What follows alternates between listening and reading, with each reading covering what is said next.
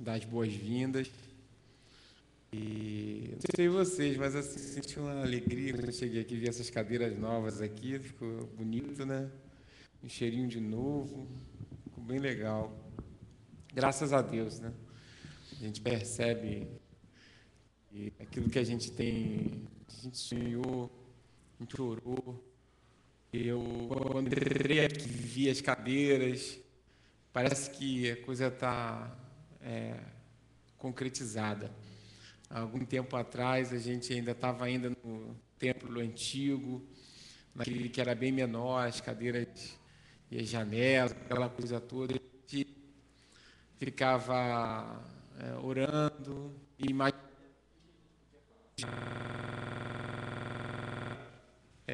como que a gente ia poder viabilizar uma revitalização do templo. Nós tínhamos a cidade e os recursos estavam muito reduzidos. A gente acreditou que Deus poderia nos ajudar e de fato Ele nos ajudou, não é verdade?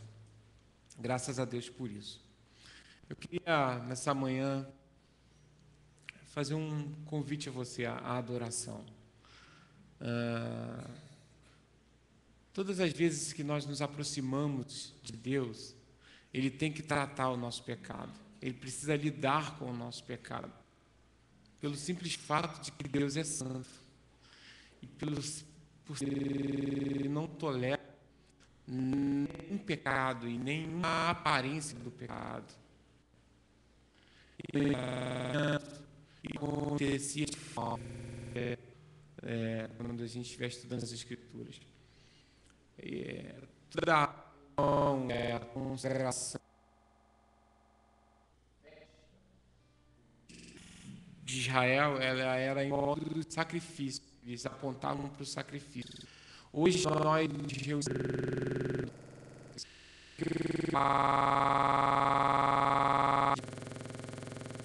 foi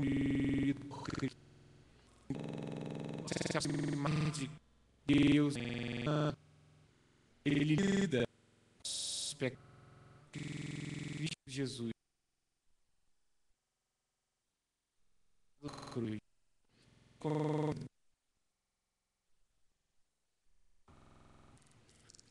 Sacrifício do Calvário nessa manhã. A vida a Ele, santo.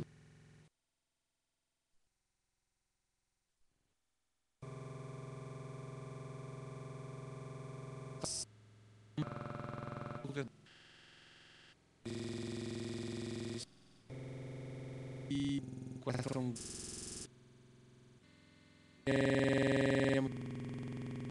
sacrifício do teu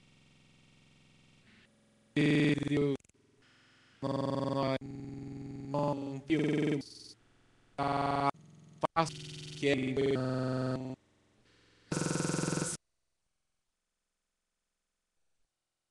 estimarmos, não ser que o Senhor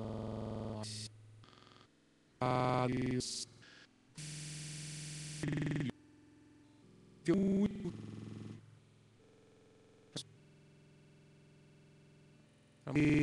de suas malcadas com uma índole doença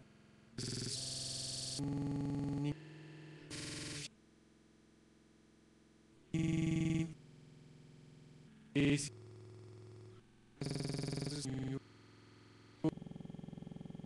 mostrou esse recebe nossa adoração, recebe nosso louvor. Seja e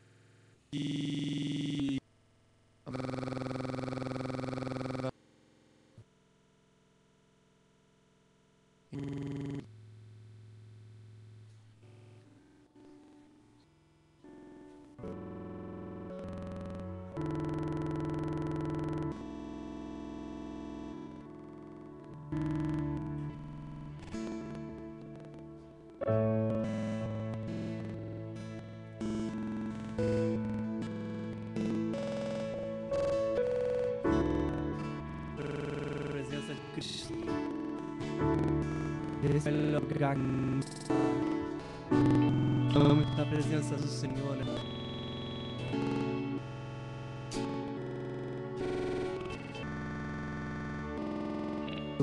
Esse lugar. Eu quero estar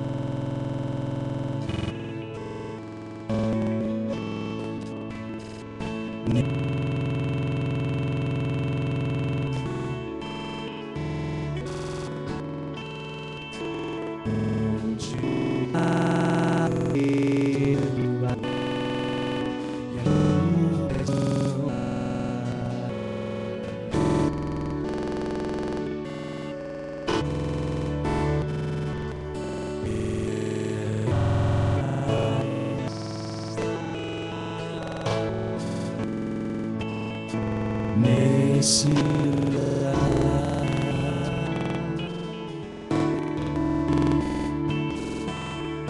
onde o amor não se esfriou,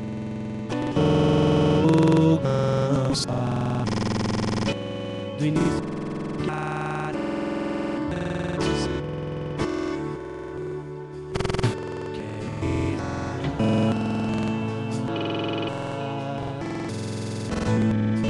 esse lugar,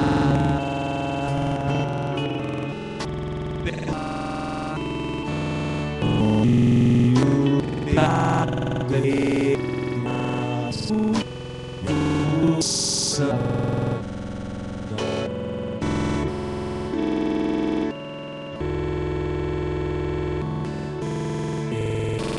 o sangue.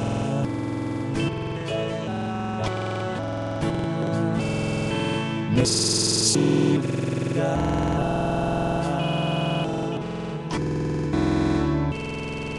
onde o amor se esfriou, não se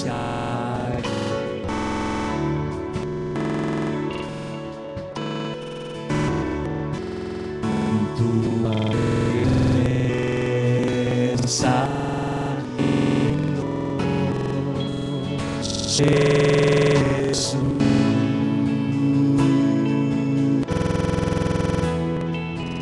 em tua presença,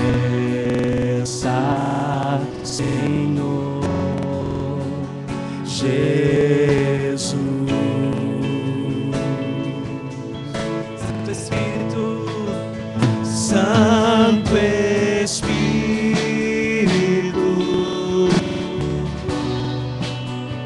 eu me rendo ao seu agir. Meu anseio é permanecer em teu amor, em tua presença.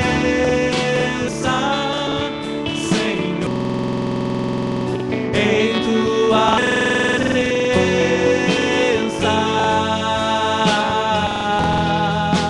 em tua presença, Senhor, em tua presença, eu quero estar, eu quero estar.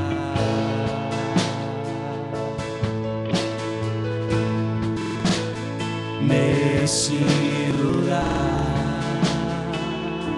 onde os nossos pecados são perdoados, onde o pecado e as culpas são lavadas.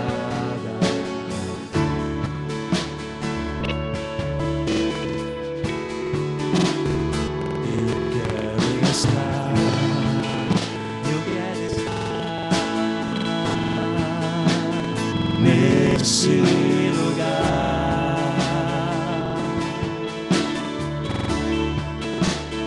onde o amor não se esfria e o fogo não se apague.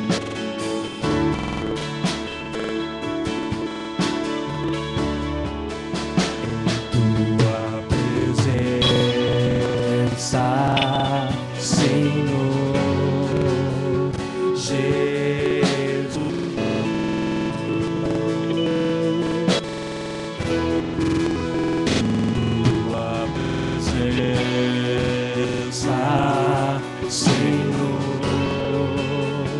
Jesus.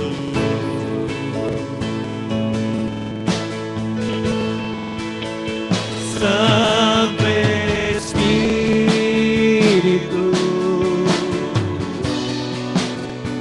eu me rendo ao seu agir. Meu anseio é permanecer em teu amor, em tua presença, Senhor, em tua presença,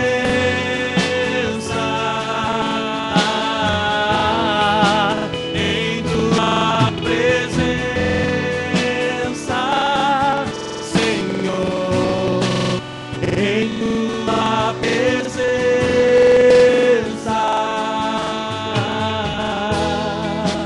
em tua presença,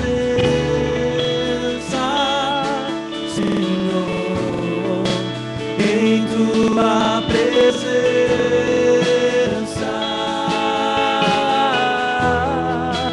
em tua presença, Senhor, em tua presença.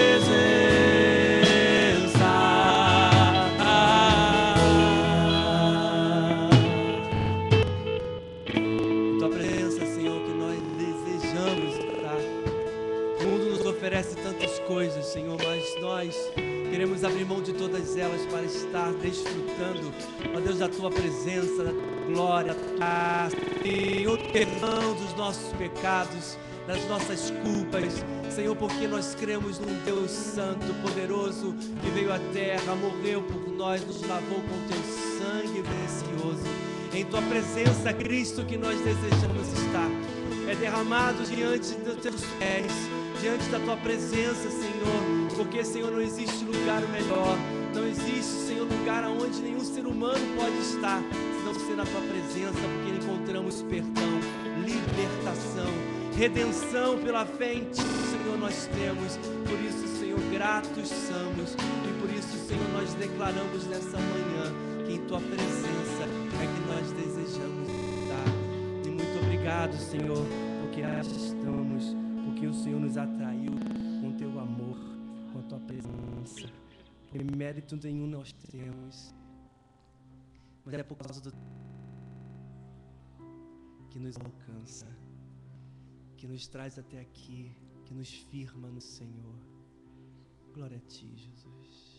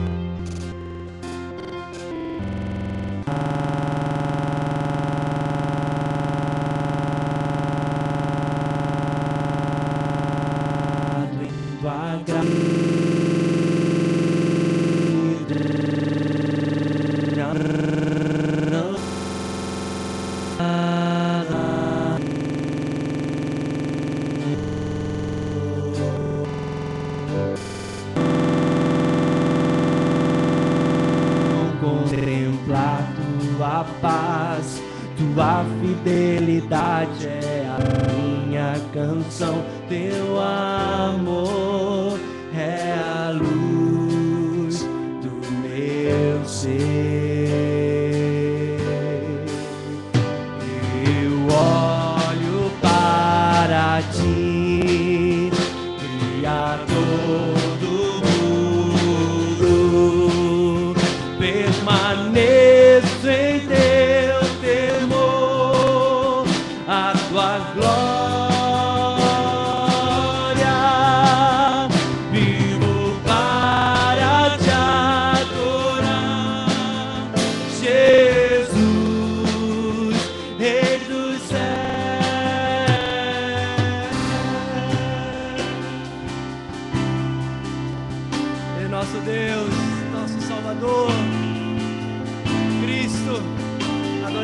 teu nome, Jesus. Por tua misericórdia estamos neste lugar.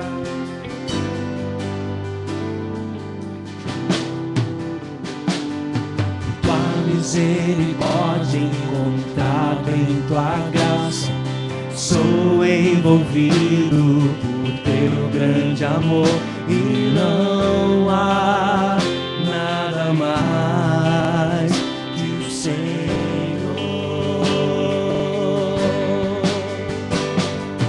Ver tua perfeição, contemplar tua paz, tua fidelidade é a minha canção. Teu amor é a luz do meu ser.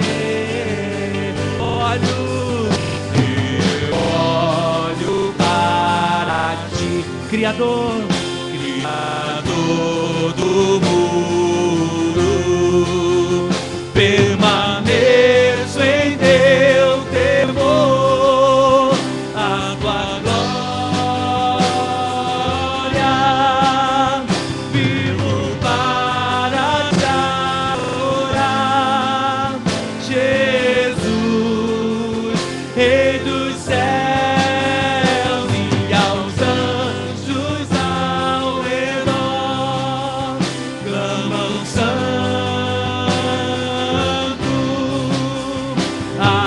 aquele que há de vir, Jesus, aleluia.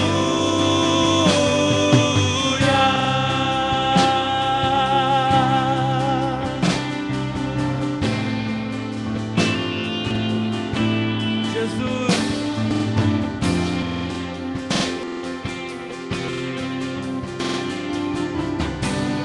a igreja canta aleluia. Glória ao Senhor.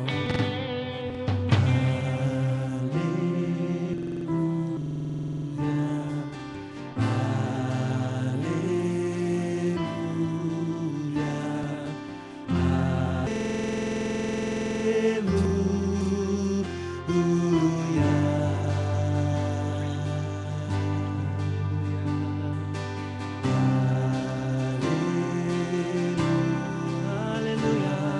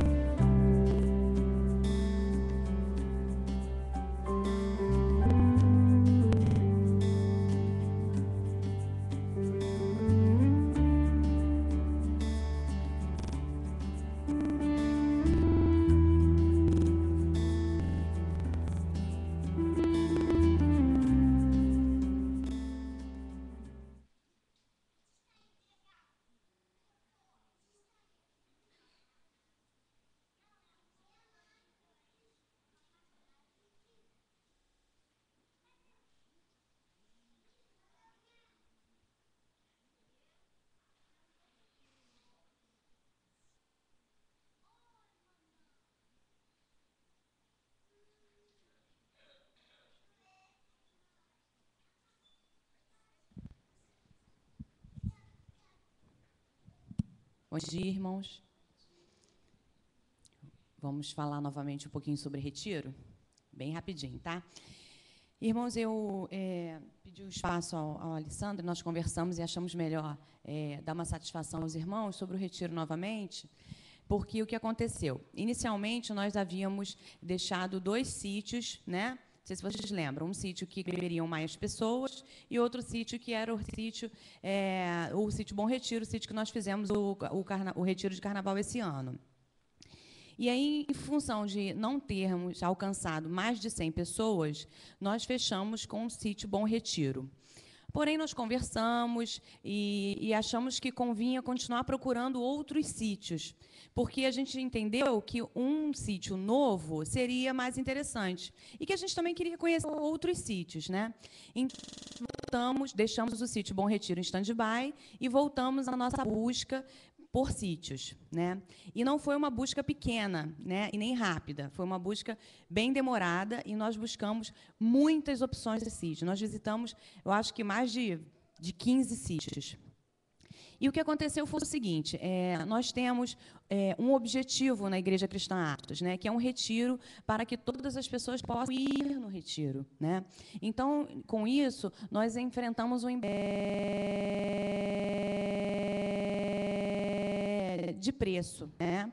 Então, dentro daquilo que nós podemos pagar, nós não encontramos um sítio que tinha todas as características que nós precisamos para poder acomodar os irmãos de forma a ficar mais próximo possível da nossa casa, né? Então, quando nós encontrávamos um sítio dentro dos nossos valores, geralmente não tinha lugar para culto, ou quando os alojamentos eram perfeitos, não tinha lugar para culto, ou quando o lugar para culto era perfeito, os alojamentos ficavam a desejar, ou então a área de lazer era pequena, ou eram sítios limitados, como se fosse um terreno grande, e a gente ficar num lugar durante 5 dias, né, num lugar pequeno, com pouca movimentação, onde as crianças tivessem poucos acessos, é muito complicado.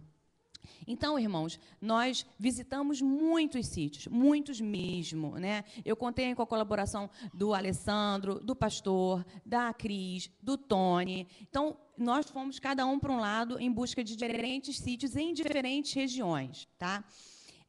E não encontramos um sítio que tivesse todas as vantagens. Nós voltamos para o sítio Bom Retiro, porque dentro da simplicidade do sítio Bom Retiro, ele nos atendeu de uma forma, de uma boa forma, né? Nós ficamos bem. As reclamações que nós temos do sítio Bom Retiro, um alojamento mais quente, né, durante a tarde, e um campo de futebol que os meninos reclamaram e tudo, nós conversamos com a Aline, que é a filha do dono do sítio, e ela se comprometeu de fazer algumas melhorias daqui até o carnaval do ano que vem.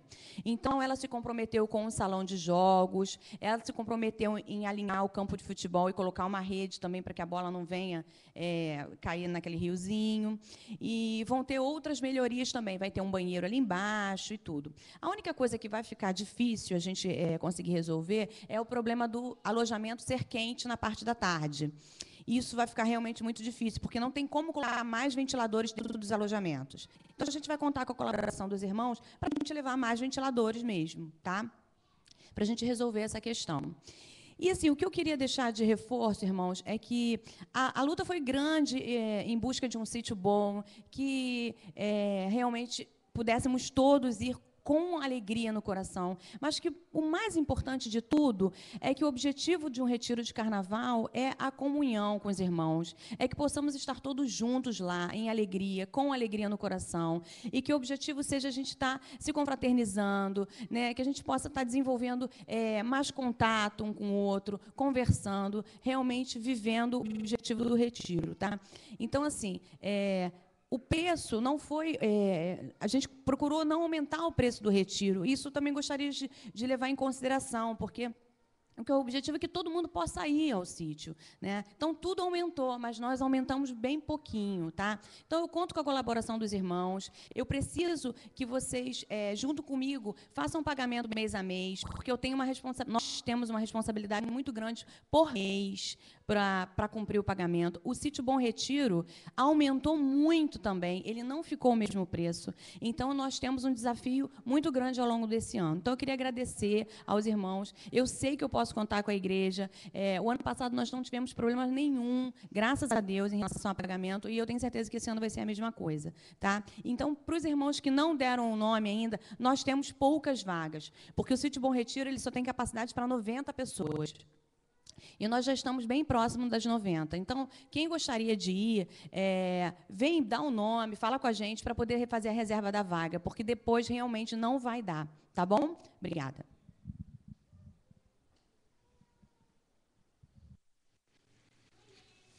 Obrigado.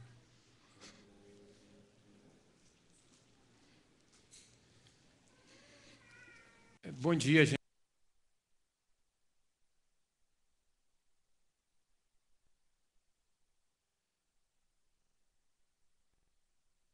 De liberdade.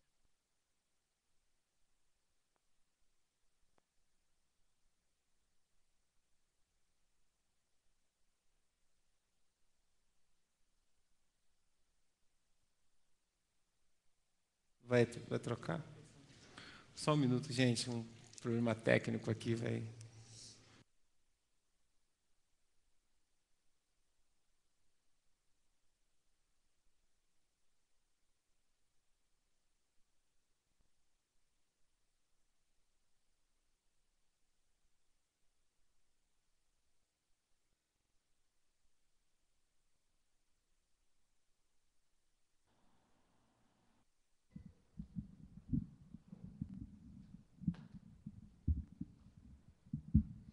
Acho que agora está legal. Estão me ouvindo? Amém? Abra sua Bíblia no capítulo 20 do livro de Êxodo. Você, com certeza, deu falta do pastor Cláudio nessa manhã, porque na semana passada ele iniciou uma série de sermãos com a igreja com o título Mandamentos Radicais, Discípulos Radicais. Quem estava aqui? Lembram? Então, ele, na verdade, deu a introdução dessa série de sermãos. Ele não, como é de costume, não disse quanto tempo duraria. E, por conta de um compromisso nessa manhã, ele me incumbiu de estar falando e caminhando mais um pouco sobre esse tema. O pastor ele precisou se ausentar da igreja porque ele estará pregando no acampamento dos fuzileiros navais. Não é isso, Alessandro? Escola Naval, o pastor vai estar pregando agora de manhã. E aconteceu um desentendimento e acabou que ele não conseguiu avisar na semana passada, mas hoje ele está nesse acampamento da Escola Naval pregando lá para os jovens, para alguns jovens, e por isso ele me incumbiu e a gente continua com o mesmo tema. Está bem clarinho ali embaixo, a cor não ficou muito boa, mas eu acho que dá para entender, né? O nosso tema hoje, nessa manhã, é esse, nenhum outro Deus. A gente vai continuar com a mesma pegada que o pastor iniciou na semana passada. Na semana passada ele introduziu o assunto, falando de uma forma geral sobre os 10 mandamentos, e que você que não estava aqui, ou que não se lembra, estava e não se lembra, ele falou basicamente o seguinte: os 10 mandamentos não nos salvam. Não era isso? Lembrem? Os 10 mandamentos, eles não nos salvam.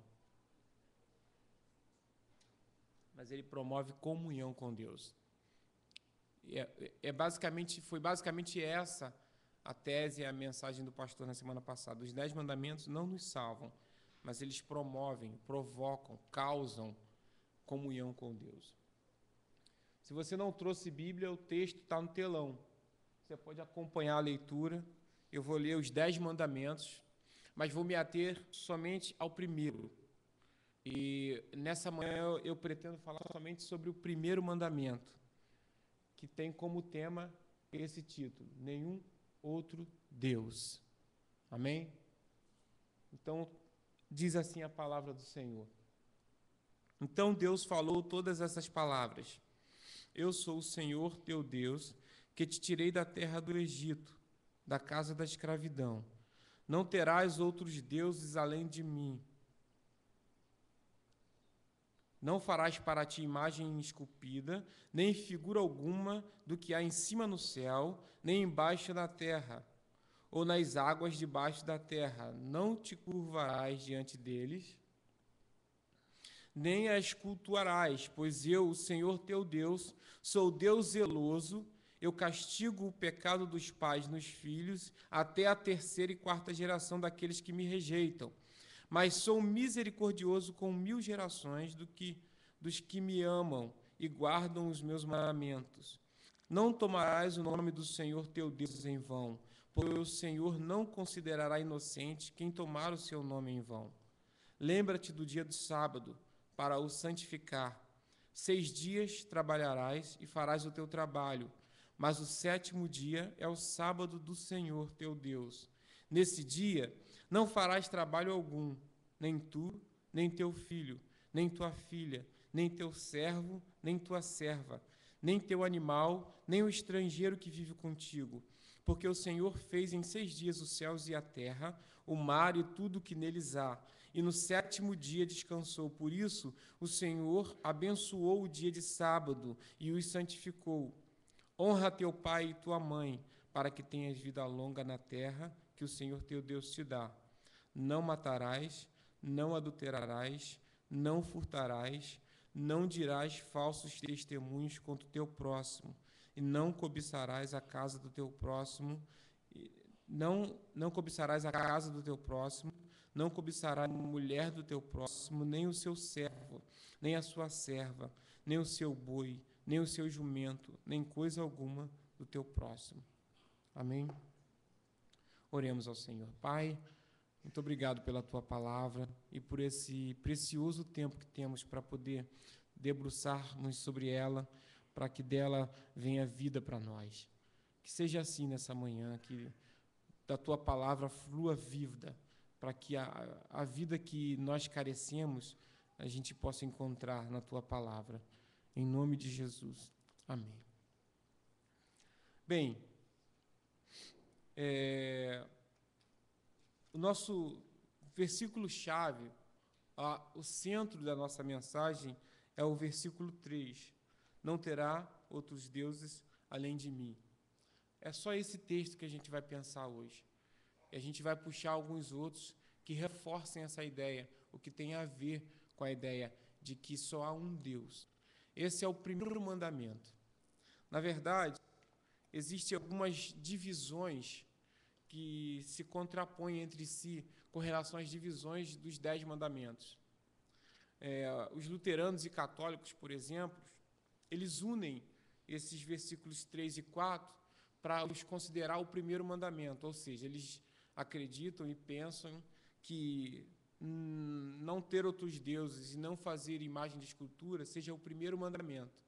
E quando eles chegam lá embaixo, no último, onde diz, não cobiçarás a casa do teu próximo e a mulher do teu próximo, eles consideram que não cobiçar a casa do próximo seja o 9º, não cobiçar a mulher e as coisas do teu próximo seja o 10º. Então, eles fazem essa divisão, eles unem o primeiro e o segundo e separam o 10º para que possam continuar com 10 mandamentos. Já a tradição reformada, que é o que a gente vai seguir ou pensar aqui, faz essa divisão que, acredito eu, já esteja feito na sua Bíblia. Eles consideram, por exemplo, esse como o primeiro mandamento. Não deuses além de mim, como o primeiro mandamento, e não farás para ti imagem esculpida, nem figura alguma que há em cima nos céus ou embaixo, como o segundo. E lá no versículo 17, ele põe como um único mandamento, que é o 10º, não cobiçarás. Ele une, então, a tradição reformada vê, então, a proibição de toda a cobiça como o 10º mandamento. E basicamente assim que a gente vai pensar. Então, quando eu digo que o nosso texto-alvo é o primeiro mandamento, eu estou me referindo apenas ao versículo 3, que diz, não terás outros deuses além de mim. Faz-se necessária essa observação, porque é possível que você encontre livros ou bíblias que façam essa divisão. essa diferenciação. É só uma questão de tradição, isso não interfere muito com relação à teologia ou o ensino dos 10 mandamentos. Mas, para a nossa meditação hoje, eu queria que nós caminhássemos sob essa perspectiva, de que o primeiro mandamento é esse: não terás outros deuses além de mim. Vamos repetir juntos? É um versículo simples, é o primeiro mandamento. Deixa eu colocar aqui. Às vezes isso passa, às vezes não passa. Versículo 3. Vamos repetir? Não terás outros deuses. Mais uma vez, mais forte. Não terás outros deuses além de mim. É uma afirmação óbvia para nós cristãos, acredito que a maioria aqui já seja cristão, e nós precisamos meditar sobre a profundidade dessa exigência de Deus para com o seu povo, para com as nossas vidas. Baseado nesse texto aqui, a gente observa algumas intervenções,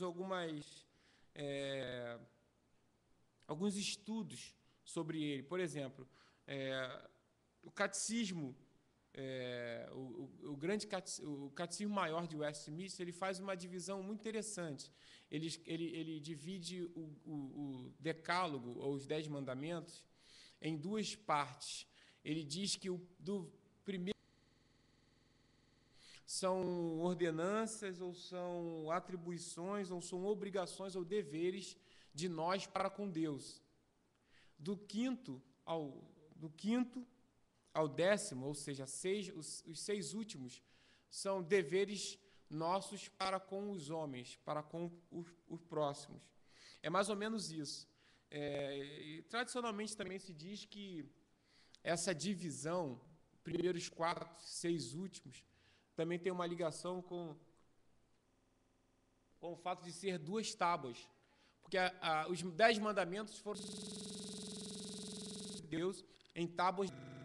Então, existe uma tradição que acredita também que a primeira pedra, ou a primeira tábua de pedra, ela contém os 4 primeiros mandamentos, que diziam respeito aos nossos deveres para com Deus. Já a segunda tábua dizia a respeito dos nossos deveres para com os homens. É apenas uma tradição, gente, a nível de curiosidade. Já existem gente que crê que não, as 2 tábuas eram idênticas, por uma questão de tradição do Oriente mais próximo, acreditavam que as 2 tábuas, elas continham os 10 mandamentos, tanto na primeira quanto na segunda. Todas as 2 tinham os 10 mandamentos completos. Na verdade, isso não faz muita diferença, mas é interessante pensar que, se existe de fato essa divisão, isso lança a luz sobre faz um grande paralelo com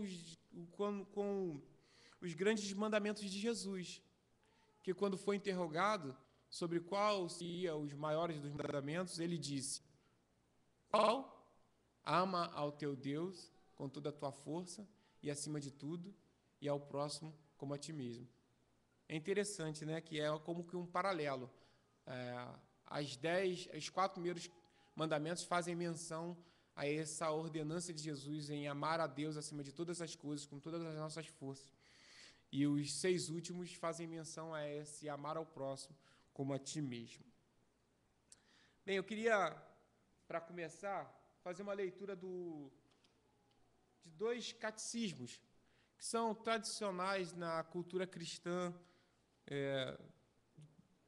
e que falam a respeito do primeiro mandamento. O Catecismo Menor de Lutero, a respeito do primeiro mandamento, ele diz assim: devemos temer a Deus, amá-lo e confiar nele mais do que qualquer outra coisa. Ou podem ser elaborados como o Catecismo Maior de Westminster, que diz assim: quais são os deveres exigidos no primeiro mandamento? Os deveres exigidos no primeiro mandamento são conhecer e reconhecer Deus como o único verdadeiro Deus e nosso Deus, adorá-lo e glorificá-lo como tal, pensar e meditar nele, lembrar-nos dele, altamente apreciá-lo, honrá-lo, adorá-lo, escolhê-lo, amá-lo, desejá-lo e temê-lo, crer nele, confiando, esperando, deleitando-nos e regozijando-nos nele, ter zelo por ele, invocá-lo, dando-lhe todo louvor e agradecimento, prestando-lhe toda a obediência e submissão do homem todo, ter cuidado de o agradar em tudo, e tristeza quando ele é ofendido em qualquer coisa, e andar humildemente com ele. E continua ainda. E quais são os pecados proibidos no primeiro mandamento? A resposta é: os pecados proibidos no primeiro mandamento são o ateísmo, negar ou não ter um Deus, a idolatria, ter ou adorar mais de um Deus, ou qualquer outro juntamente com o verdadeiro Deus ou em lugar dele, não tê-lo e não confessá-lo como Deus e nosso Deus, a omissão ou a negligência de qualquer coisa devida a ele, exigida nesse mandamento, a ignorância, o esquecimento, as más concepções, as falsas opiniões, os pensamentos indignos e ímpios quanto a ele, a pesquisa audaciosa e curiosa dos seus segredos, toda a impiedade, todo o ódio a Deus, o egoísmo, o espírito interesseiro e toda a aplicação desordenada e imoderada do nosso entendimento, nossa vontade ou nossos afetos e outras coisas, e o desvio desse Deus, em tudo ou em parte, a vã credulidade, a incredulidade, a heresia, as crenças errôneas, a desconfiança e o desprezo, a resistência obstinada e a insensibilidade sob os juízos de Deus, a dureza de coração e a soberba, a presunção, a segurança carnal, tentar a Deus, o uso de meios ilícitos, a confiança nos meios lícitos, os deleites e gozos carnais, um zelo corrupto, cego e indiscreto, a tibieza e o amortecimento nas coisas de Deus, a alienação e a apostasia de Deus, orar ou prestar qualquer culto religioso aos santos, anjos ou qualquer outra criatura, todos os pactos com o diabo, consultar com ele e dar ouvidos à sua sugestão, fazer aos homens senhores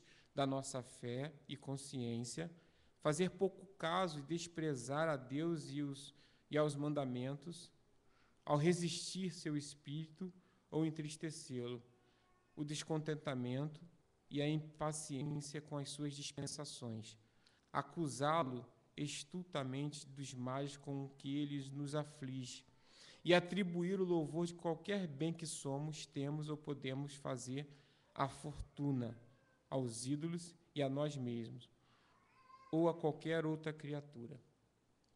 É uma leitura um tanto quanto longa, mas todos esses argumentos aqui do Catecismo Maior de Westminster está pautado na Bíblia. Ele pega vários textos bíblicos para poder reforçar essa ideia. Sendo assim, a gente percebe duas observações ou duas ideias que se tem sobre o primeiro mandamento: não terás diante de ti outros deuses além de mim. E o que se percebe também é que tanto um quanto o outro, tanto Lutero com o Catecismo Maior de Westminster, tanto Lutero como o Catecismo Maior de Westminster, eles consideram o primeiro mandamento como uma questão do coração. E é sob essa perspectiva que eu queria pensar com vocês. Não diz respeito apenas a evitar adorar a deuses como Baal, Moloque, Quemos, Astarote, Zeus, Hera, Apolo e assim por diante. Eles tratam a obediência ou ao seguimento à ordenança do primeiro mandamento como uma questão do coração. É aqui dentro que ocorre, na verdade, a grande batalha entre obedecer ou desobedecer, em seguir ou não seguir, entre ter o nosso único Deus como seu único Deus ou ter outros deuses no lugar ou junto desse mesmo Deus. devemos reconhecer de coração que Deus é o Senhor de todas as coisas e portanto, Ele não tolera rivais. Os rivais que se opõem ou tentam se unir a Deus na conquista do trono do nosso coração, se dão de fato dentro do nosso coração. Por isso se percebe Lutero e o grande catecismo de Westminster observando e considerando esse grande mandamento sob uma perspectiva do coração, porque é ali que ocorre. E sendo assim, a gente pode então considerar o primeiro mandamento como sendo sobre amor.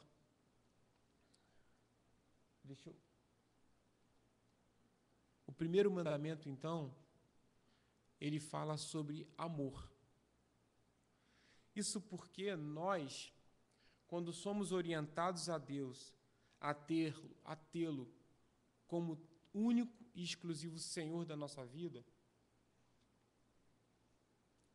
nós precisamos amá-lo. E tê-lo como único Senhor e exclusivo Deus da nossa vida requer de nós uma atitude de amor. É interessante pensar que os 10 mandamentos, o Decálogo, é um exemplo de tratado de suzerania. O que é um tratado de suzerania? Isso era uma forma literária no Antigo Oriente Próximo. Era comum que, no Antigo Oriente Próximo, as nações seculares, digamos assim, elas tinham essa forma de tratar. Era como que um pacto, um documento, um contrato. E esse tratado ele tinha a seguinte estrutura. Primeiro vinha o nome do suzerano, ou do rei. Em seguida, o prólogo, que, na verdade, dizia o que esse mesmo rei havia feito pelos seus vassalos e que os obrigava a servi-los como vassalos. E, em seguida, vinham as estipulações. Era, de fato, um contrato. Esse contrato era regido e redigido dessa maneira.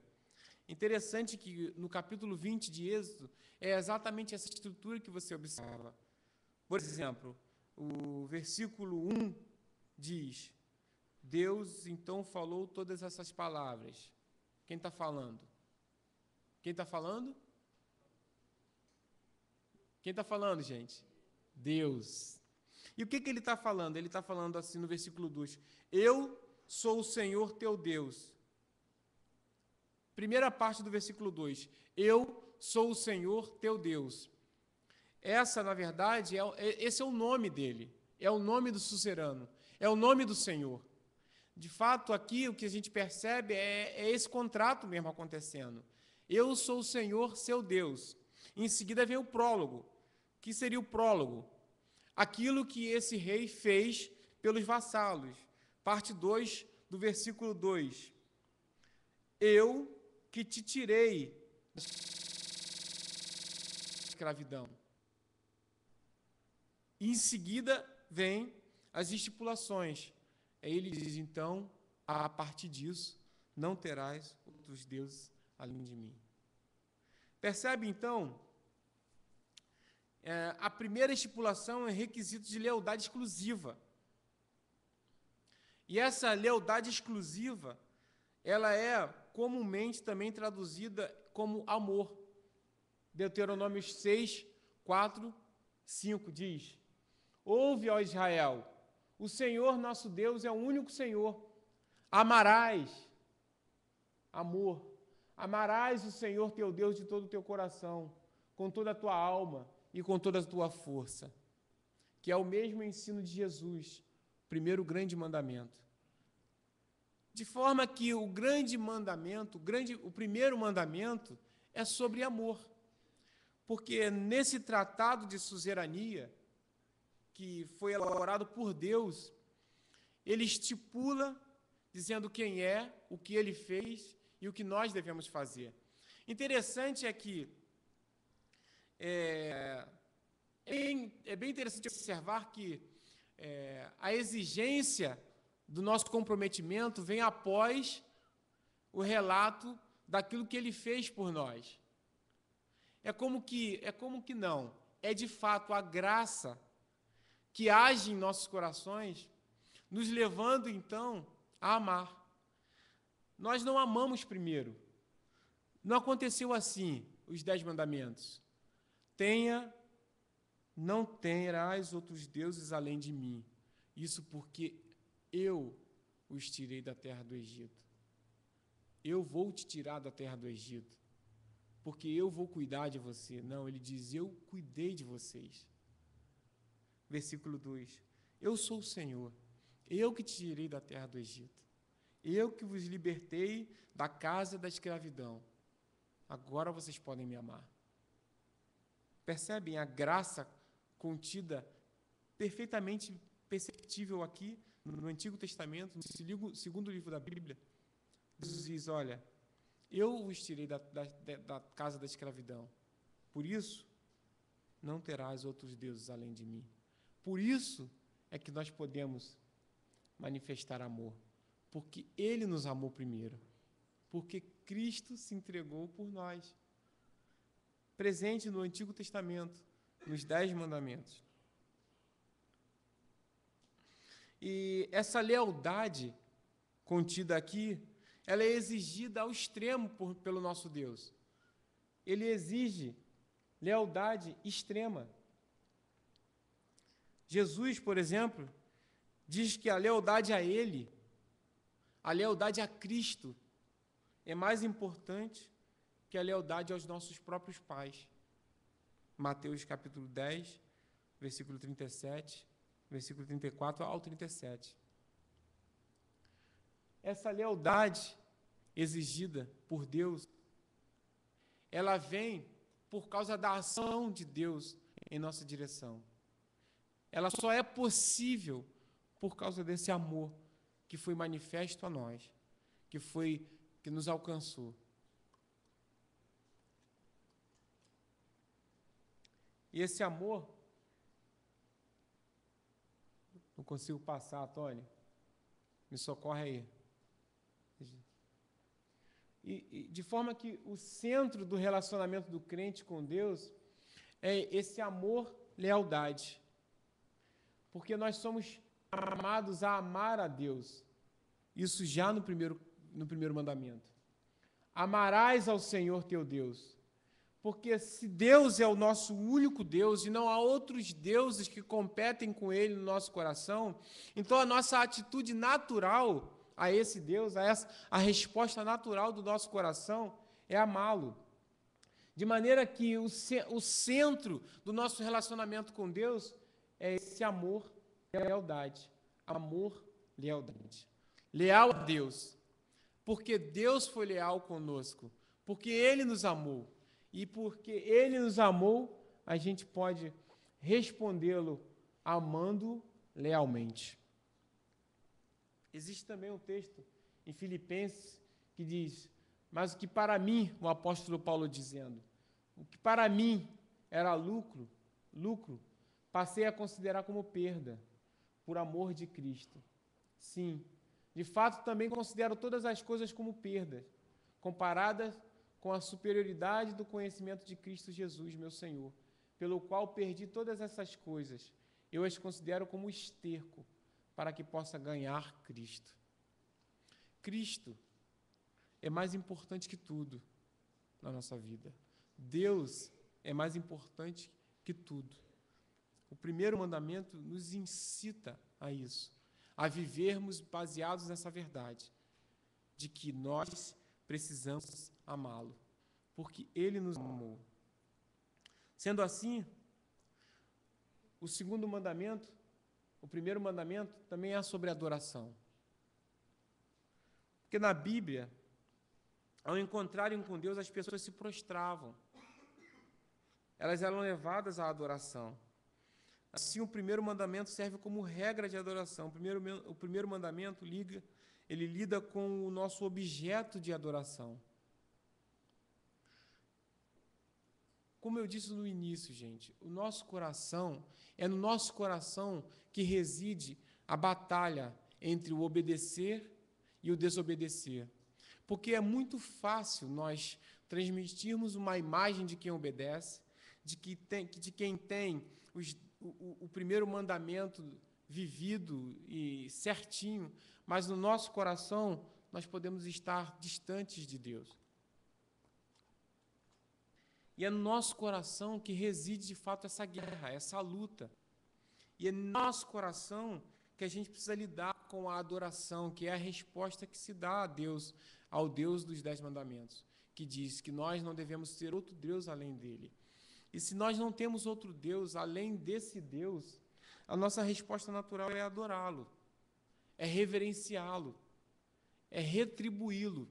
Porque, como num tratado de suzerania, ele agiu em nossa direção.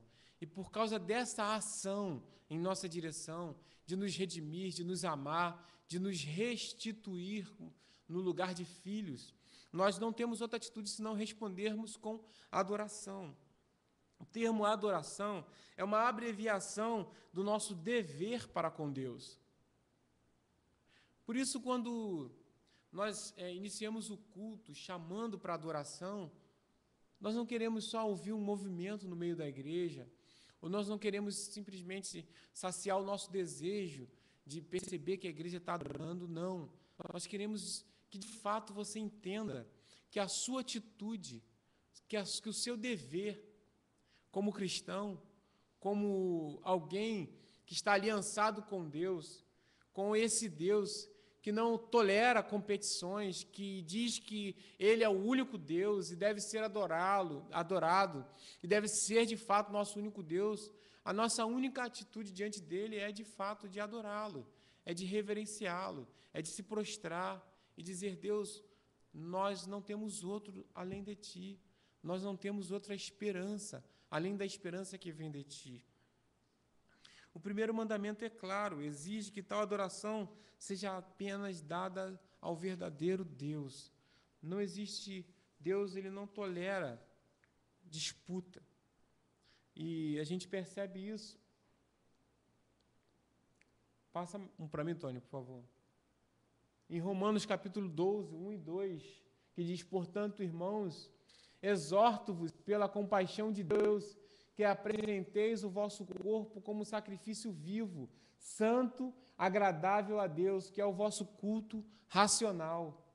E não vos amoldeis aos esquemas desse mundo, mas sede transformados pela renovação da vossa mente, para que experimenteis qual seja a boa, agradável e perfeita vontade de Deus.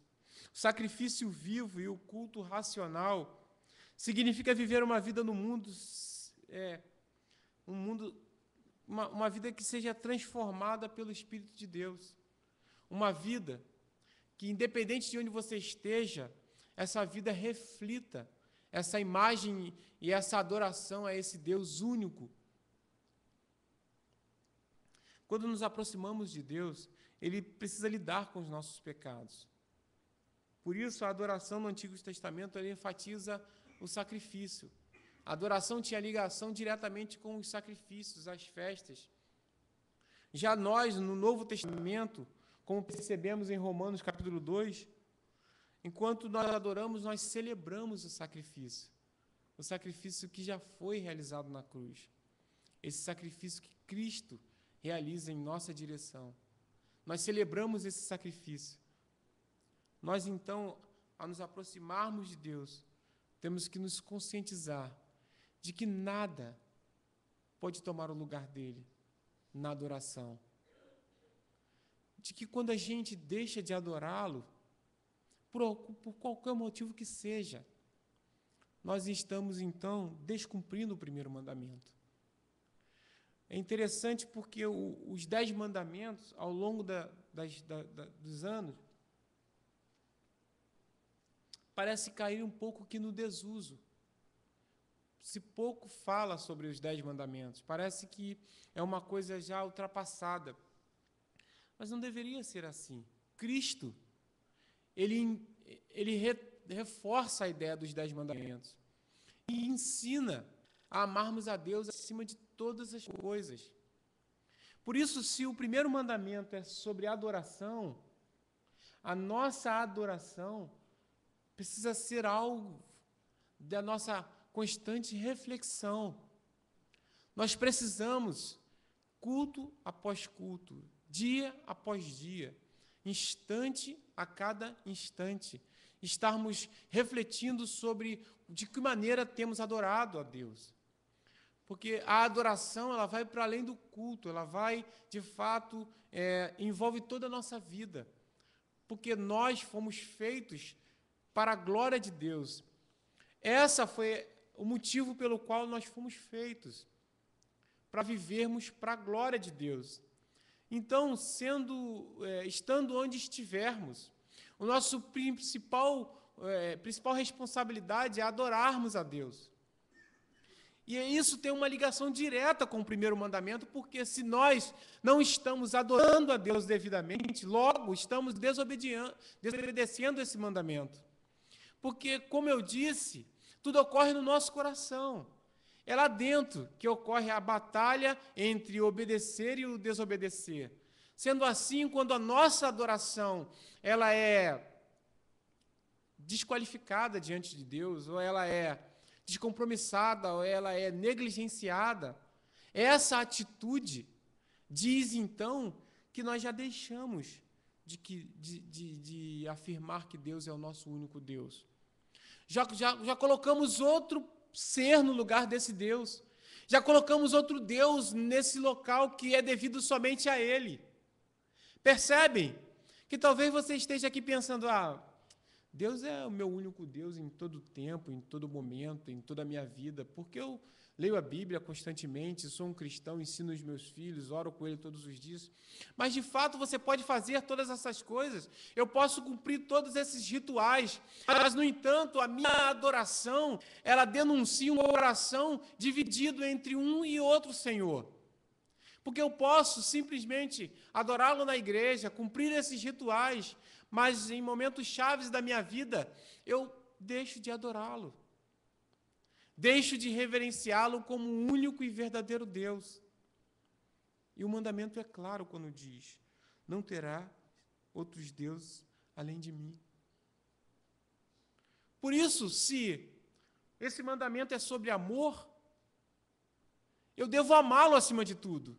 E quando não o amo, por um segundo que seja, por uma oportunidade que seja, quando esse amor ele não é depositado, despejado, entregue totalmente, integralmente a Deus, eu deixo de cumprir o primeiro mandamento. Eu amo, nem que seja 1% outra coisa. E Deus, como vimos no Tratado de Suzerania, ele é exigente, ele não admite competição, ele é o único Deus. Ele agiu em nossa direção. Ele exige de nós nada menos do que um coração amoroso em relação a Ele. E um coração adorador. A nossa adoração, então, vai refletir a nossa obediência ou a nossa desobediência. Estando onde estiver, esteja você em casa, sozinho, esteja você no trabalho, na igreja, a sua atitude de adoração reflete a obediência ou a desobediência. A atitude de adoração não é estar cantando um hino de louvor todo o tempo.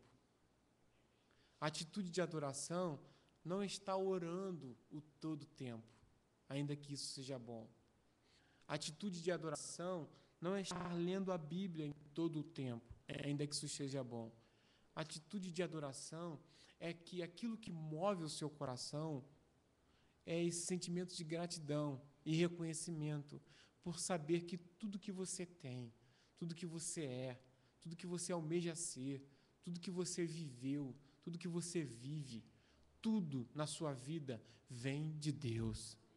Tudo que você faz, tudo que você pensa ser, nada, você não dá a nada, nem a ninguém, e nem a você mesmo, a autoria ou a honra por um fato, por um acontecimento, nem a casualidade, porque não há casualidade, porque nós servimos a um Deus soberano, que controla todas as coisas, que tem o domínio de todas as situações da vida.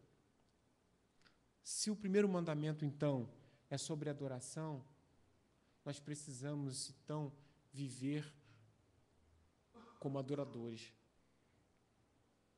que reconhecem em cada passo que dá.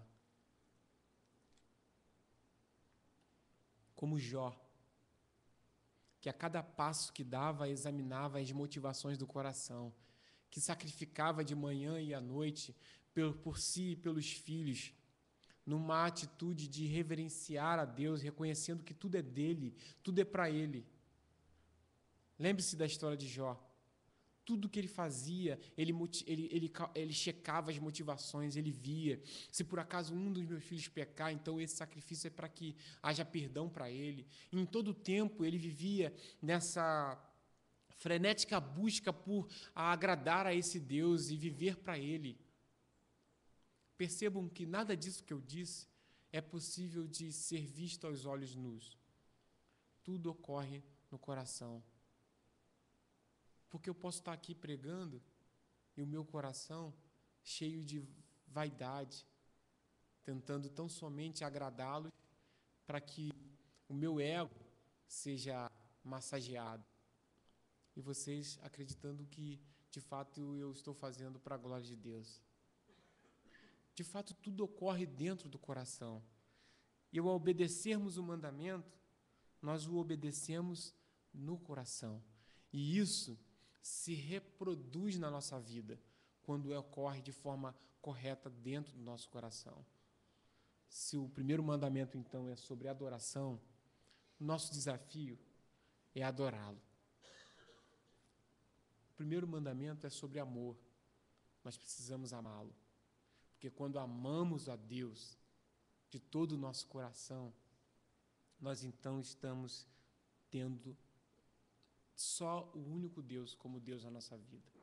Se o primeiro mandamento é sobre adoração, então nós estamos tendo um único Deus, o adorando em todo o tempo. Adorar a Deus é obedecer a Ele e vice-versa.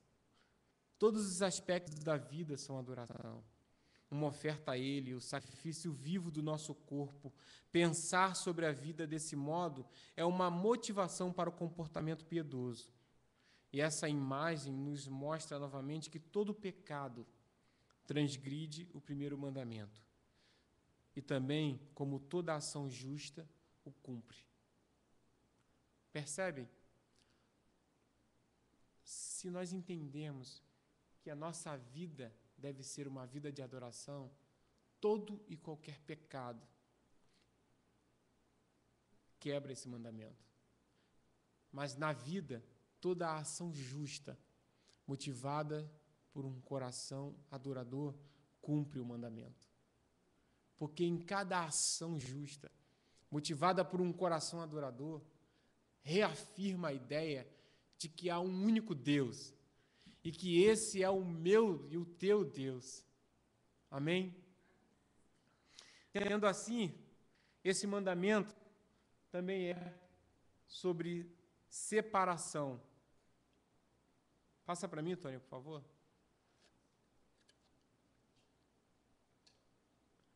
Porque até agora, os dois aspectos que tratamos sobre o mandamento,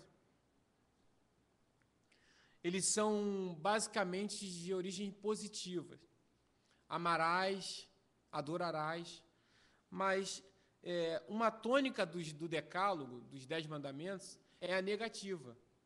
Você percebe, por exemplo, no nosso mandamento-chave, que ele começa dizendo, não terás outros deuses além de mim.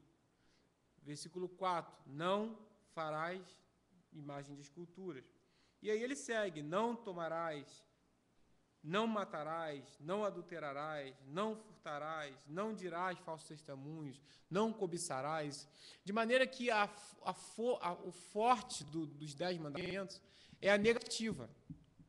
Sendo assim, nós não poderíamos deixar de considerar o mandamento sob essa perspectiva da negativa também.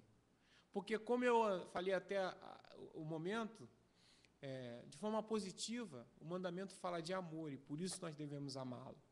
Fala de adoração, e por isso nós devemos adorá-lo. Mas o mandamento fala de uma forma negativa, ele diz não. E por isso que o primeiro mandamento, fala também sobre separação. Porque obedecer a Deus nesse mundo, irmãos, envolve muito e muito o dizer não. Dizer não a Satanás, ao mundo e aos nossos próprios desejos. E o primeiro mandamento nos ensina isso. Como tônica do decálogo, a negativa, ela precisa fazer parte da nossa vida. Nós precisamos aprender a dizer não. Não é uma forma de obedecer os 10 mandamentos. Passa para mim, Antônio. Em 1 João, versículo 2, capítulo 2, versículo 15 e 16, diz assim, ó, não ameis o mundo, nem o que nele há. Se alguém ama o mundo, o amor do Pai não está nele. Porque tudo o que há no mundo, o desejo da carne, o desejo dos olhos, o orgulho dos bens, não vem do Pai, mas sim do mundo. Não ameis ao mundo. Assim como a infidelidade do adultério trai o casamento, do mesmo modo a falsa adoração transgride a aliança e o seu cerne. Também é errado nós adorarmos o nosso próprio poder, dinheiro, posses e política, o prazer e entretenimento, a comida e o ego.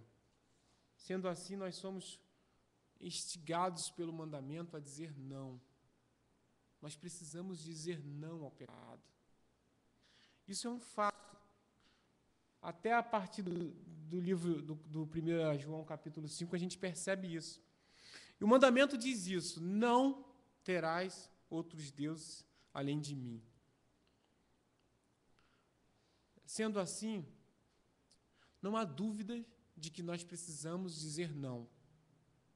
Quanto a isso, eu acho que é um senso comum. Ninguém aqui vai discordar de mim com essa afirmação. Ninguém aqui vai dizer, não, Vladimir, você está errado, eu não preciso dizer não. Não, todo mundo vai concordar com isso. Agora, a grande questão é sobre a que nós devemos dizer não. Quais são as coisas que nós devemos rejeitar e quais são as que nós devemos aceitar. Porque com relação a dizer não, não há dúvidas. Amém? Todos acreditamos nesse fato. Todos entendemos que o primeiro mandamento nos ensina, então, a dizer não. Porque se ele é um mandamento a respeito de amor, se ele é um mandamento a respeito de adoração, nós precisamos dizer não, por exemplo, a tudo aquilo que nos impede de amá-lo. Isso é básico. Nós precisamos, então, dizer não a tudo aquilo que nos impede de adorá-lo. Agora, o que é que, de fato, o texto aponta para aquilo que nos impede de amá-lo e o que é que, de fato, o texto aponta para aquilo que nos impede de adorá-lo? Em geral, quando a gente pensa em dizer não ao diabo, não ao mundo, a gente pensa em dizer não a coisas como, por exemplo, a bebida, o tabaco, a dançar, algumas coisas assim que a tradição cristã vem alimentando ao longo da vida. Mas a gente percebe que, na verdade, não ter outros deuses além dele é mais profundo do que tão somente essas coisas superficiais. Porque o texto diz, e a gente percebe isso, que a primeira coisa que nós precisamos dizer não, está explícito no texto, é essa: a deuses falsos. Nós precisamos dizer não a falsos deuses, ou a deuses falsos. Porque se o mandamento é esse, não terás outros deuses além de mim, obviamente que eu preciso dizer não a esses outros deuses que tentam se colocar no lugar desse Deus. A gente percebe, por exemplo, em Isaías 42:8, que diz: eu sou o Senhor, esse é o meu nome, não darei minha glória a outro, nem o meu louvor às imagens esculpidas. Nós precisamos, então, entender que nós precisamos dizer não a deuses falsos. Agora, o que se entende sobre deuses falsos? Não são tão somente as imagens de esculturas que são comuns, por exemplo, na tradição católica. Tudo aquilo que se interpõe entre nós e Deus, que tenta tomar para si a prerrogativa de Deus ou de Salvador, pode se qualificar como Deus falso. Como eu disse no princípio, a luta que se dá dentro do nosso coração é, de fato, a luta que nós precisamos se preocupar em travar.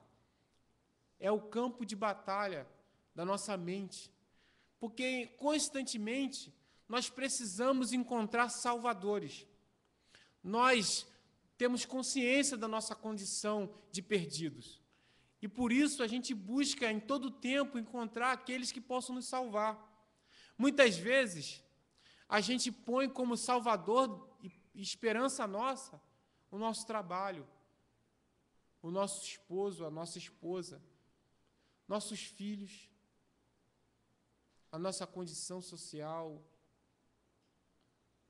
Tudo isso, irmãos, são deuses falsos, porque não darei a minha glória a outro.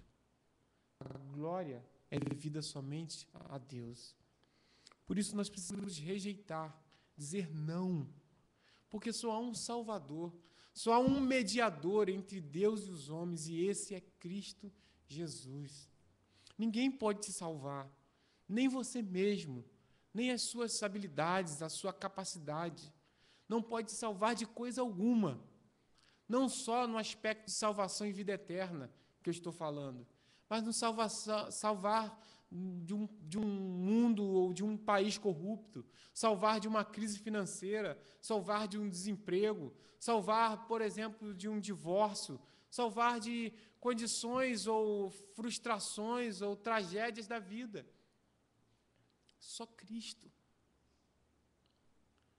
Então, quando no nosso coração, por algum segundo que seja, a gente permite que esses deuses falsos tomem o lugar de Salvador na nossa vida, a gente perdeu o foco, a gente desobedeceu o momento, a gente colocou outro Deus no lugar do Deus verdadeiro. Um outro que precisa receber não da nossa parte é os falsos profetas. Mateus 7,15 diz: cuidado com os falsos profetas, que vêm a vós disfarçados em pele de ovelha, mas interiormente são lobos devoradores. Vêm a vós disfarçados de peles de ovelha, vêm fazendo sons de ovelha, a aparência é de ovelha, o som que pronuncia, o que produz é som de ovelha, mas o interiormente são lobos devoradores. Por isso não creiam, irmãos, em todos aqueles que falam em nome de Cristo, nem todos aqueles que pegam a Bíblia e abrem e lêem, nem todos aqueles que dizem que são pastores anunciam as verdades do Evangelho. Por isso nós precisamos de fato dizer não aos falsos profetas, porque nós temos mais dificuldades em dizer não a falsos profetas do que a deuses falsos, muitas vezes.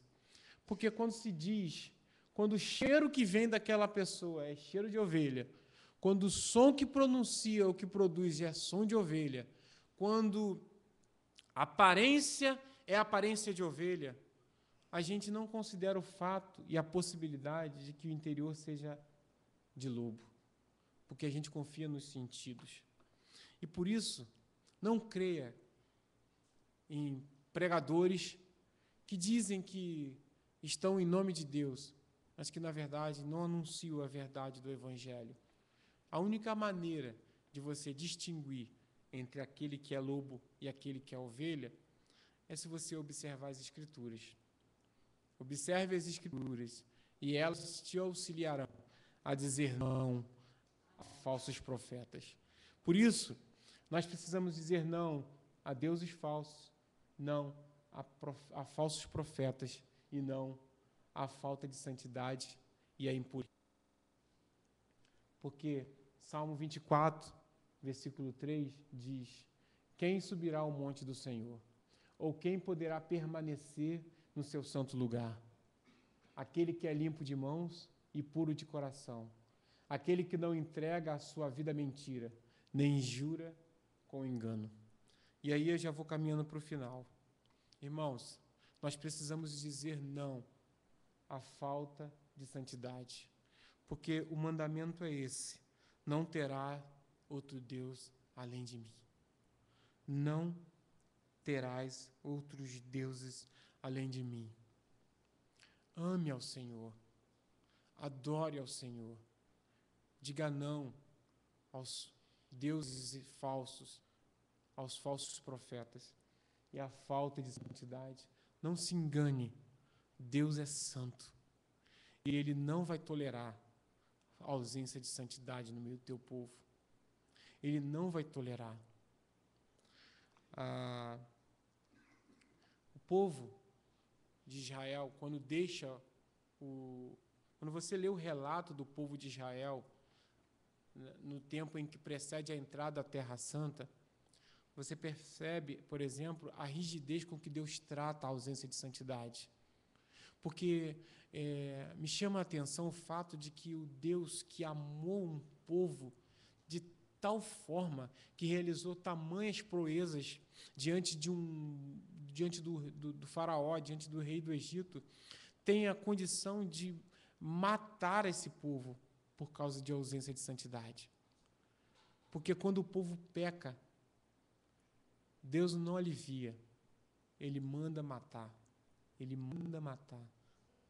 Não que eu esteja defendendo o fato de que nós teríamos que matar aqueles irmãos que pecam ou estão vivendo à margem de uma vida santa, mas que chama a atenção o princípio do lidar de Deus com a ausência de santidade. Deus é santo. E por isso nós precisamos dizer não a uma vida com ausência de santidade. Ele agiu em nossa direção. Ele, Cristo, morreu na cruz por nós. E por isso nós podemos amá-lo, adorá-lo, dizer não aos falsos profetas, dizer não aos deuses falsos e dizer não a uma vida ausente de santidade. E para encerrar, eu queria dizer o seguinte: estamos na presença de Deus, onde quer que estejamos no mundo, pois os céus são o seu trono e a terra os estrados dos seus pés. E na sua presença mais ampla, ainda é importante termos mãos limpas e coração puro, sermos separados da contaminação do pecado, sermos santos, porque Ele é santo. Curva a sua cabeça para que a gente ore.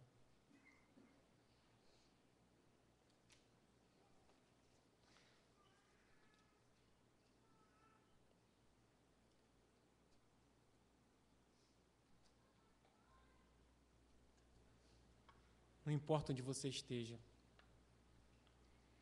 estando na igreja, estando no banheiro, não há como se esconder ou se esquivar desse Deus. Porque a Bíblia diz que se eu fizer a minha casa no mais profundo abismo, ali Ele está. Se eu subir aos céus, lá o Senhor está.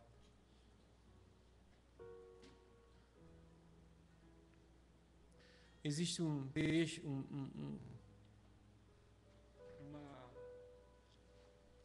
uma afirmação que era muito comum por alguns estudiosos da Bíblia, que eles diziam coram Dei, diante de Deus. Tudo que você faz, tudo que você pensa, está diante de Deus. Por isso, é no coração que acontece essa obediência e desobediência. O mandamento é esse: não tenha outro Deus além de mim. Diante de Deus que você está agora. É diante de Deus. Eu não sei o que você está pensando, o que essa mensagem provocou no seu coração, na sua mente, mas eu queria que, com a consciência de que estamos diante de um Deus santo, você fosse honesto, honesta, e se caiu a ficha para você e você se conscientizou de que você tem posto outros no lugar de Deus, se arrependa hoje. Você não precisa viver assim. Você tem a possibilidade nessa hora de dizer: Deus, me perdoa. Eu errei, eu tenho errado, eu tenho falhado, eu tenho de fato descumprido esse mandamento. Eu tenho certeza de que Ele vai te perdoar, porque se confessarmos os nossos pecados, Ele é fiel e justo para nos perdoar e nos purificar de toda injustiça. Senhor, muito obrigado, Deus, pela Tua palavra. Obrigado, Deus, pelo Teu mandamento, que não nos salva, mas que nos aproxima de Ti. Obrigado, Pai, porque nessa manhã o nosso coração se aquece. Ó Deus, em nome de Jesus, nós queremos te pedir perdão, Senhor, porque nós negligenciamos os Teus mandamentos, porque a intenção natural do nosso coração é ofender o Senhor. Tem misericórdia de nós, Senhor. Leva-nos, ó Pai, para o centro da Tua vontade. Conduze-nos, ó Deus, à Tua vontade. Faz-nos, Senhor, te amar. Te amar, Senhor, como o nosso único Deus. Te adorar, Senhor, como sendo o nosso único Deus, como sendo o nosso único dia. Ajuda-nos, ó Pai, a te adorar a cada dia como se fosse o último dia da nossa vida, para que a nossa adoração ela alcance uma intensidade que é devida a Ti. Em nome de Jesus, Senhor. Amém. Você pode vir pelas laterais, tomar os elementos da ceia. Vou pedir, por favor, irmãos, tome cuidado com o cálice, para que ele não derrame sobre a cadeira, que é de tecido agora, né? Pode manchar. É só uma questão de zelo para aquilo que é para a casa do Senhor. Por favor, logo após a gente tomar o vinho, nós estaremos recolhendo os cálices para que a gente evite qualquer acidente. Amém?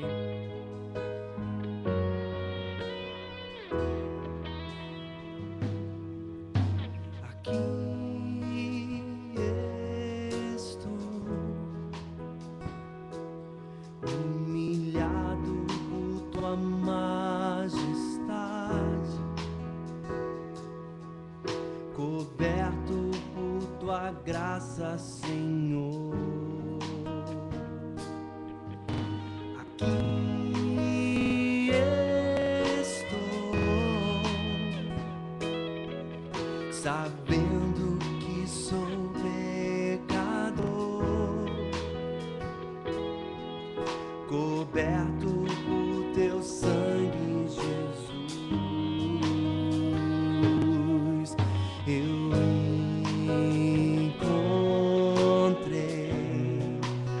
maior amor que há, achei um dia que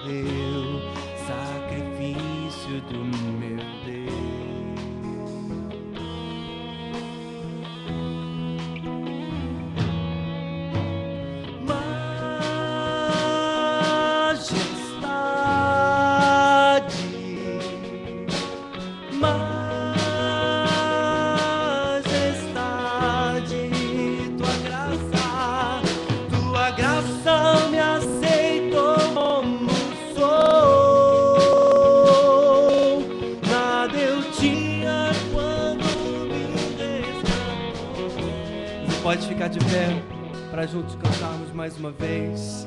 Majestade santa do Senhor, adorado seja o nome de Jesus. Pela tua graça, pelo teu amor somos livres. Glória a ti, declare: aqui estou.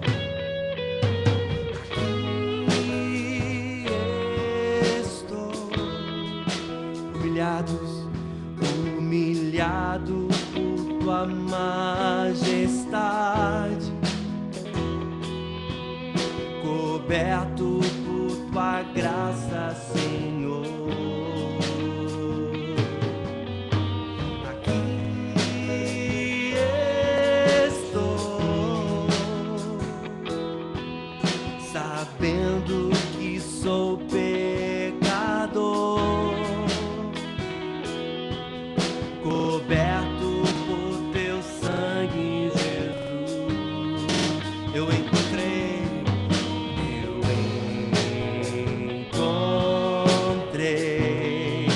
o maior amor que há. Achei no dia que morreu, sacrifício do meu Deus. Por isso cantamos majestade ao Senhor.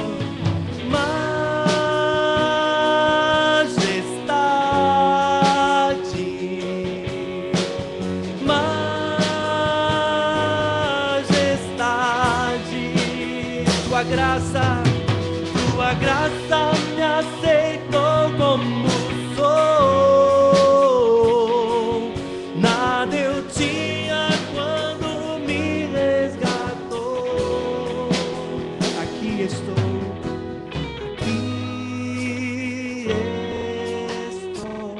humilhado pelo teu amor, humilhado pelo teu amor, perdoado para perdoar. Aqui estou, sabendo que sou teu querer,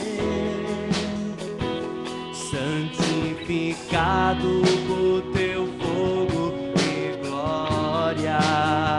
Eu encontrei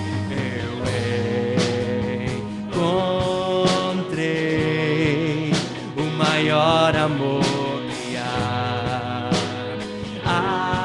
Achei no dia que morreu, sacrifício do meu Deus.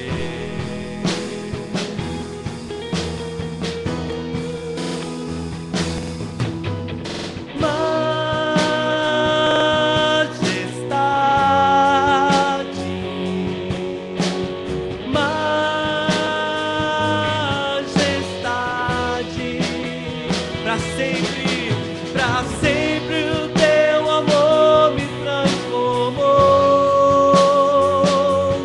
na presença da tua majestade. Cantamos majestade, majestade, pra sempre.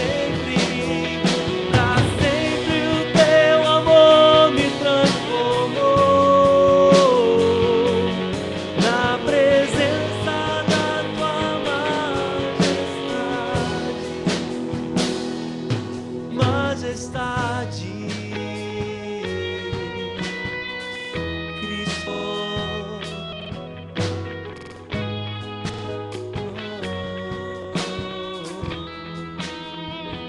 Só a igreja cantando.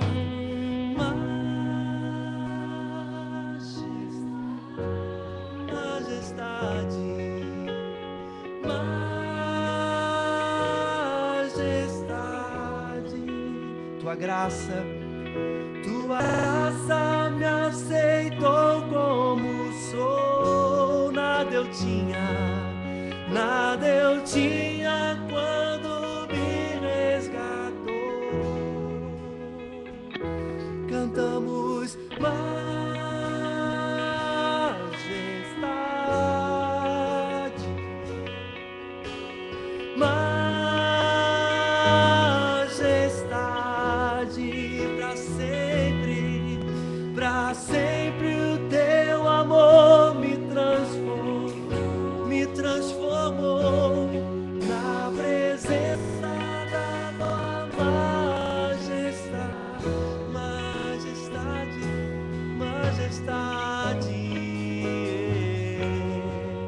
Majestade santa do Senhor, majestade.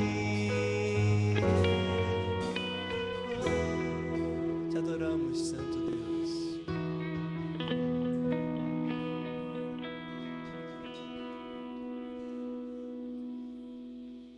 Vamos para casa. Eu queria te desafiar a vir logo mais. Nós estaremos com uma apresentação de toda a liderança. O pastor vai estar fazendo. A gente vai tomar parte do culto logo mais à noite para poder estar apresentando toda a nova liderança para 2015, que começa a entrar em vigor a partir desse mês de maio. Então, venha a partir das 19 horas. Não deixe de vir, será importante para a igreja.